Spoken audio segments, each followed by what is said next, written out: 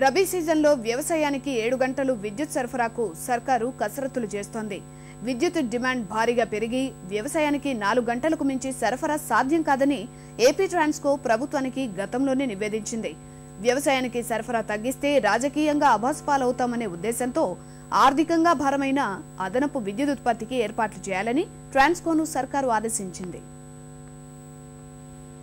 రాష్ట్రాన్ని ముఖ్యంగా వ్యవసాయాన్ని విద్యుత్ సంక్షోభం వేధిస్తోంది. బయటి రాష్ట్రాలు మార్కెట్ల నుంచి కొనుగోలు చేయడానికి కూడా దారులు మూసుకుపోయిన పరిస్థితి కనిపిస్తోంది. మిగిలిన ఏకైక మార్గం గ్యాస్ ఆధారిత విద్యుత్ ప్రాజెక్టులే.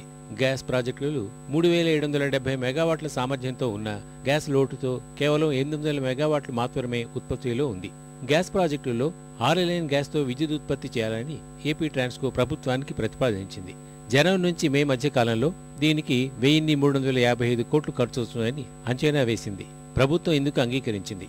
ఈ మేరకు తాజాగా ముఖ్యమంత్రి కిరణ్ కుమార్ రెడ్డి నిర్ణయం తీసుకున్నారు.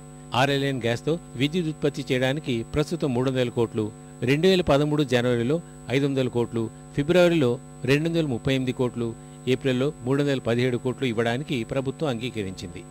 రబీలో విద్యుత్ లోటు, నీటి వనరుల కొరత దృష్ట్యా వరి సాగు చేయకుండా ఆరుతడి పంటలు మాత్రమే సాగు చేసేలా రైతులను ఒప్పించాలని సమావేశంలో నిర్ణయించారు.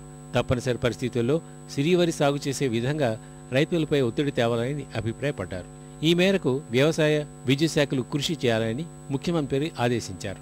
రబీలో వ్యవసాయ అవసరాలకు వేసవిండల తీవ్రత దృష్ట్యా విద్యుత్ డిమాండ్ రోజుకు సగటున 300 మిలియన్లకు చేరుతుందని ట్రాన్స్కో అంచనా వేసింది. ఫిబ్రవరి నుంచి మార్చి ఆఖరు వరకు రోజుకు సగటున 80 నుంచి 90 మిలియన్ యూనిట్ల లోటు ఉంటుందని విశ్లేషించింది. ఇప్పటికే రోజుకు 50 మిలియన్ యూనిట్ల లోటు ఏర్పడుతోంది.